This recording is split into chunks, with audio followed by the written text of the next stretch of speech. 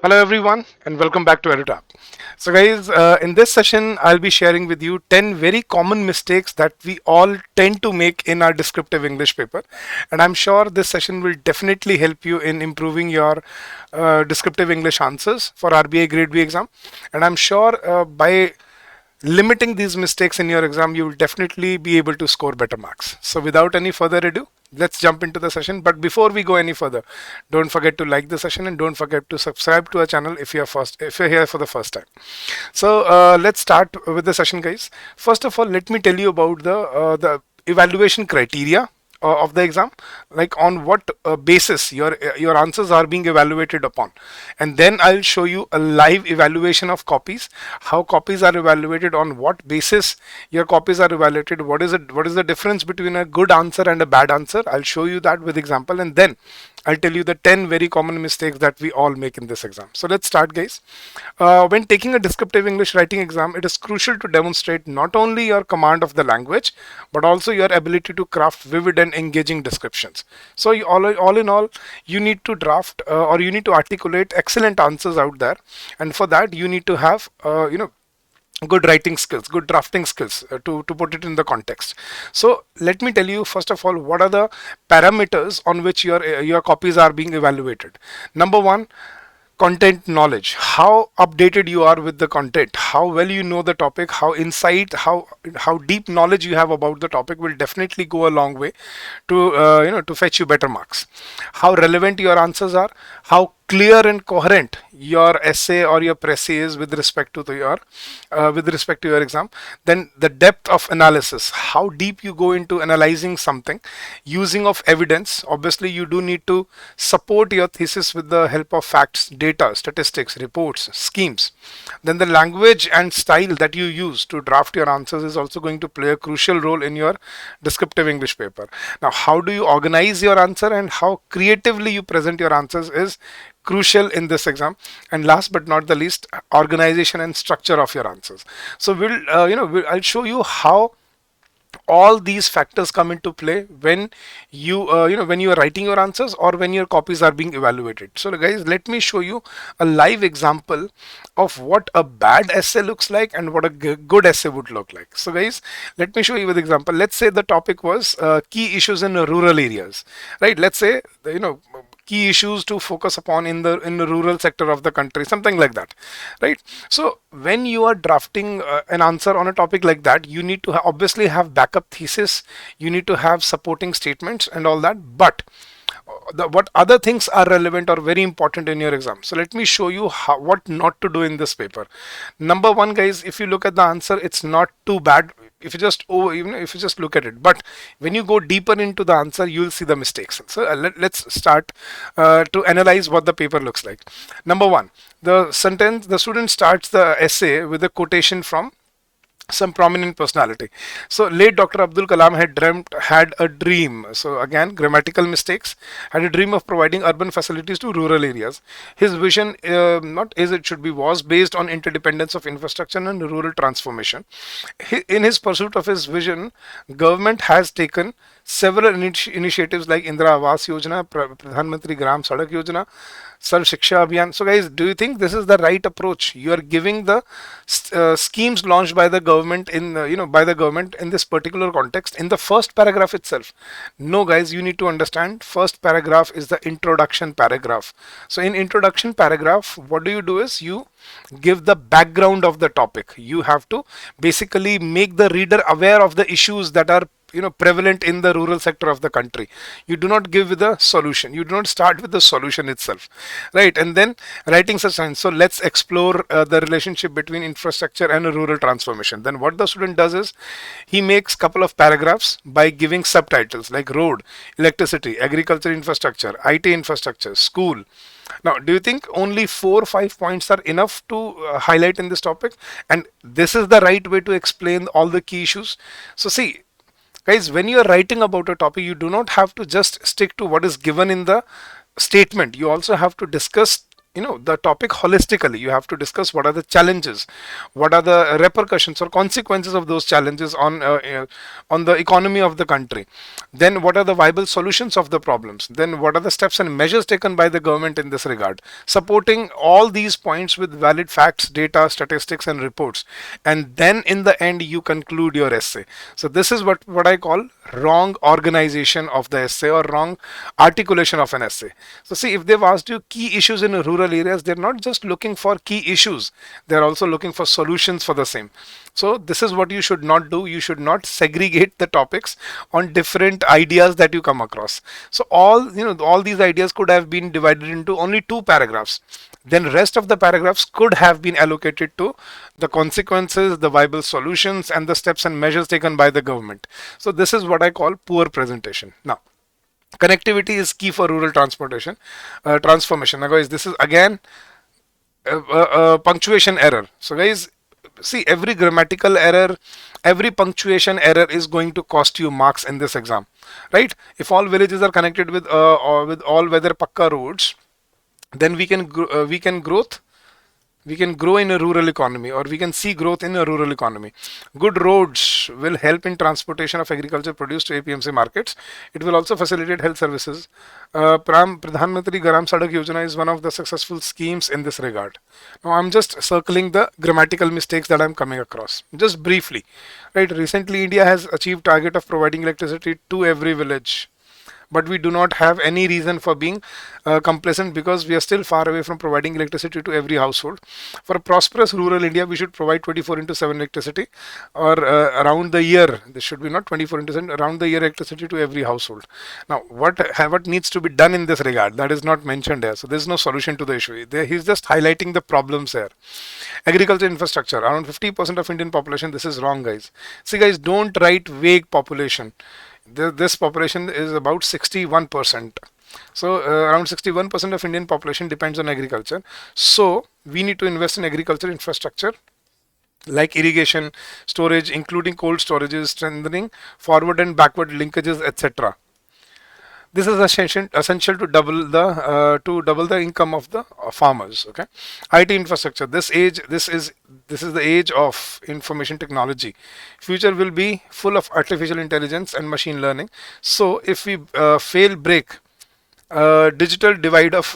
fail to break the digital divide of rural areas, then rural areas will be left out of development. Therefore, we should provide high-tech and faster connectivity to rural areas. Then school.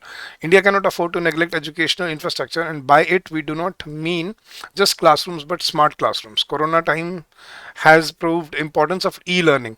So guys, see, all these mistakes, they are going to cost you marks. Our village schools should be equipped with all necessary equipments to impart instruments to impart new generation education.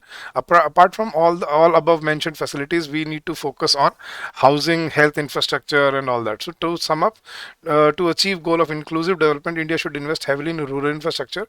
If we could do it effectively, then dream of our beloved Bapu, the father of nation, go towards villages, and of Gram Swaraj will become a reality. Do you think, guys, this is what they're expecting of you? See, guys, the content was not so bad. I'm not saying it was very poor. The student had a good idea of what are the points to be discussed, but he did not have any idea how to organize those points into relevant paragraphs. So this is what I call a poor essay, with mistakes, with punctuation errors, with spelling errors, with grammatical errors, with no organizational, with no coherence of the essay, and not able to discuss the topic holistically. So this is what you should not do in your exam. Now let me show you what a good essay should look like. Now this is an essay written on the same topic, guys. So what you should strive to do is look at this answer, guys. Let me show you what is supposed to be done in an essay. So you start with the background of the topic. According to the periodic labor force survey 1819, it has been observed. Now you can obviously cite updated data here, right? So according to periodic labor force survey, it has been observed that 67.7% of the total households of the country belong to the rural section, which is a huge contribution to the total population of the nation. By this we come to infer the amount of attention attention demanded by the rural areas in India. The country is actually aiming at becoming a USD 5 trillion economy by 24-25 from current 2.9 trillion approximately. This target cannot be achieved by focusing on a handful of people. For a proper mass development or inclusive development, key issues in the rural areas need to be addressed well. Now, one mistake I found here, but still it was a good introduction, that what is the topic that you are going to highlight in this essay, that has to be discussed in the introduction part, and then what are the key challenges that we should be focusing on. Now the next paragraph talks about what needs to be done. As far as health sector is concerned, we need to focus on more inclusivity, as death rate in rural areas is observed to be 6.7, which is more than the average death rate of the country.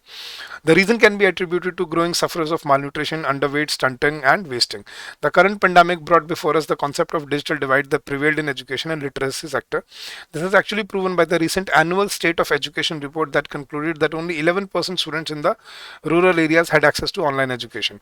Unreachability of financial products like banking, insurance, leasing, factoring, etc. contributes to the financial exclusion and binds the rural population to rely on private money lenders. Limited opportunities for non-agricultural occupation, especially for women, brings monotony, kills the scope for innovation and eagerness to grow and create more. In India, 53.2% of rural males and 71.1% of rural women are still engaged in agriculture sector. So guys, see, this he has also discussed all the same ideas: IT, education, health, financial services to be provided, and all the infrastructure development that needs to be put.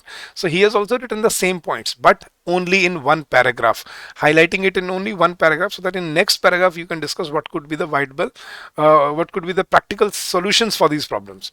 The credit for making India the fastest growing economy goes to certain public initiatives. For example, Pradhan Mantri Gram Sadak Yojana, focusing on providing rural connectivity, has been allocated 19.5 crore this year. Manrega has broken roofs and contributing towards employment generation for rural during the or let's say for poor people during the pandemic. Swachh Bharat Mission is an essential contribution to increase the reach of basic amenities to all households. Now, how do you conclude an essay? In brief, bringing the rural section up to the required standard is not a cakewalk, but it is not even a sky-high challenge. If we keep moving with our baby steps and keep addressing the rural issues with enthusiasm, we have come quite far, and with 3 P's, that is patience, persistence and positivity, the rest of the journey can be covered. So guys, it was a small essay. I just wanted to show you this is what a good essay looks like. You're trying to highlight all the verticals of a topic in a in the given word limit. So guys, no grammatical error, minimal punctuation errors, well presented ideas, organized into proper paragraphs, so that the reader feels like, oh, the student has very good knowledge of what he is about to describe to me. So this is what your perspective should be. So this is what I call a good answer. So guys, this is what you should strive to target when you are writing your answers in the exam. So I've shown you guys with example what a bad essay looks like and what a good essay looks like, both on the same topic. So this will give you a better perspective. Now let me give you the 10 most common mistakes that we all come across, and something that we should work upon if we want to score really high in this exam. Number 1, your grammar and spelling errors. Errors in grammar and spelling can detract from the professionalism and readability of your writing. So what is the solution?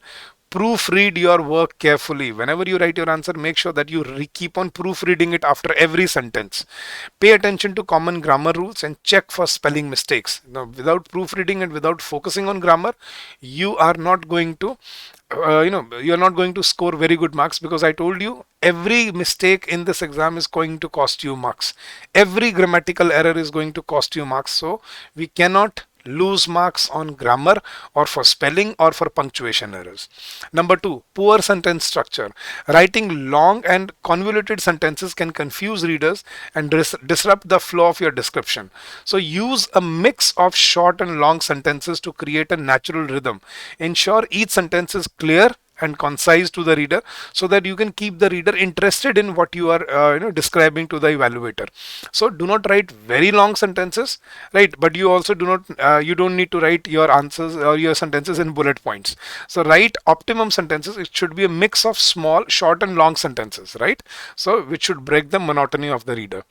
Third, you do not repeat anything. Your repetition is a strict no in this exam, guys. Repeating the same words or phrases can make your writing monotonous and less engaging. Vary your word choice and sentence structure. Use synonyms and rephrase sentences to maintain the reader's interest. And you cannot repeat anything that you won't you need not repeat the same words that you are using in your essay, and then you're using the same words in your Prezi. Similarly in your RC, you don't do that. You make sure that you use different synonyms, antonyms. You use new presentation style to present your answers here. Then fourth mistake, lack of cohesion. Disjointed descriptions that jump from one detail to another without clear transitions can be hard to follow. So guys, if you do not connect the previous paragraph to the next paragraph, your answers will look very disarranged, or you can say very unorganized. So what to do? Use transitional words and phrases to connect your ideas. For example, however, consequently, subsequently, in the wake of, nonetheless, on the other hand. So what I mean is, use conjunctions to connect your sentences and to make coherence and congruity in your answers. Ensure your writing flows logically from one point to the next. So when you are moving from one point to the next point, you make sure that the transition is smooth. So transitioning is very important, guys. Next, informal language, or we call them jargons. We don't use them in descriptive English answers, guys. So using vague or informal language can make descriptions feel empty and unconvincing. So be specific in your descriptions when you are writing your answers, and use precise language, formal language, to convey exact images and emotions that you want to convey to the reader. What I mean is, do not use contraction of verbs, right? Do not use short forms. Do not use a lot many abbreviations or mnemonics in the exam. You have to write in a formal manner. So make sure that you write all your answers in a formal language. Next, poor organization of your paragraphs or organization of your answers. Now, disorganized descriptions can make it hard for readers to follow the scene or understand the significance of details. So guys, make sure that you organize your ideas. As I just showed you, you cannot write your answers in bullet points. You cannot write your answers in headings, subtitles, titles, and then you write as if you are writing an answer to a question. This is not an answer to a question. This is your essay. This is a Prezi, and guys, every answer has a specific format to it. Essay has a specific format to it. Similarly, Prezi has a specific format to it. Prezi is written in only one paragraph with the title on top, whereas essay is discussed in different paragraphs only. We do not use bullet points or titles or subtitles in an essay or in a Prezi. So make sure you know the organization of the paragraphs in your answers. So disorganized descriptions can make it hard for the readers to follow the scene or understand the significance of details. So plan your descriptions logically. Group related details together and present them in a coherent order. That is a must. Make sure that you group related details together. So one particular idea needs to be discussed in only one paragraph. It needs to be discussed. It need not be discussed anywhere else. So once you've discussed something, put collated points, similar points in one paragraph, and then move to the next idea and present them in a coherent order. So organization is very important. Make sure you do not organize your answers poorly. Next, failing to understand the prompt. Now guys, many students do not understand the title of the essay before they start writing the essay. And even if they understand the topic, they have a very skewed version of what to write in an answer. For example, I just showed you, if the topic was key issues in rural areas, you do not just mention the key issues. You also mention the repercussions, the consequences, the viable solutions, and the steps and measures taken by the government. That is called an organic organic knowledge of the whole topic. So make sure that you understand the prompt of the answer of the question. So misinterpreting or not fully understanding the prompt can lead to irrelevant or incomplete descriptions.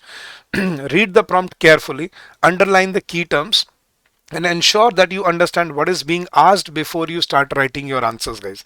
This is very important. Make sure that you have a complete picture in your head before you start drafting your answer. Next mistake to avoid is lack of planning. If you do not plan before you start writing your answers, you will always end up writing poor answers, guys. I can put it down on writing here. Now, diving into writing without a clear plan can result in disorganized and unfocused description. So guys, this is like if you start building your house without a proper blueprint of your house. Do you think you'll be able to complete the house and you'll be able to execute it well? Absolutely not. You will obviously miss out on countless details which were, very important to the construction of the house. Similarly, if you do not plan your answer, if you do not plan your essay or précis before you start writing your answer, it will be, impossible for you to complete your answer in time, because there is no blueprint in front of you to follow. There is no roadmap, right? So make sure that you make a rough draft before you start writing your answers. It is a must in descriptive English paper, guys. Spend a few minutes outlining your main points. So that is what he is also telling you. Spend a few minutes outlining your main points and the structure of your piece. Then decide on the key elements you want to include and then execute them in your answer. So a proper planning is required when you are writing your answers here, guys. Next, make sure that you avoid monotonous language and there should not be any lack of cohesion. So using repetitive words, phrases can make your writing dull and unengaging. Disjointed descriptions that jump from one detail to another, that means lack of cohesion. So disjointed descriptions that jump from one detail to another without clear transitions can be hard to follow. So what is the solution? Use a varied vocabulary and avoid repetition. So use synonyms, use antonyms, use different presentation styles, but do not be monotonous or repetitive in your answers. Employ synonyms and different sentence structures to keep the writing dynamic. Use transitional words and phrases to connect your ideas and ensure your writing flows logically from one point to the next. Make sure that there is coherence in and there is proper sequencing in your answer, that you are organizing your points in a logical manner. And guys, the last mistake to avoid: poor sentence structure. Now guys, if you draft your answers, if you draft your sentences poorly, it will lead to poor marks. So writing long convoluted sentences can confuse the readers and disrupt the flow of your description. So what is the solution? Use a mix of short and long sentences, as I told you, to create a natural rhythm. So it should not look like that you have forcefully created sentences there. It should look like that the answers are written in an organic manner, in a holistic manner, and ensure each sentence is clear and concise. That means to the point. So these were some common mistakes that I have observed in my time of evaluating the copies. So as an evaluator, I understand what mistakes not to follow in this exam and what are the specific areas that you need to focus upon when you are drafting or when you are improving your drafting skills in your answer. And I hope that this session and these mistakes will help you in improving your drafting skills, guys. So if I have helped you in this journey, please like the session and do share your feedback in the comment section of the video as well. So guys, we'll keep on coming up with such more such videos in the upcoming time for you, and we will try to help you as much as we can.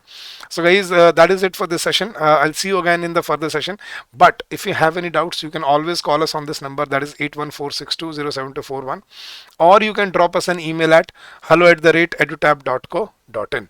That's our email ID. You can drop us your email on this email address as well. And guys, I wish you all the success in your endeavors ahead. I wish that you do well, you prepare well, and I think this is the right time you started preparing for your descriptive English paper for RBI Grade B, because you cannot do it right after phase 1. You'll not have enough time.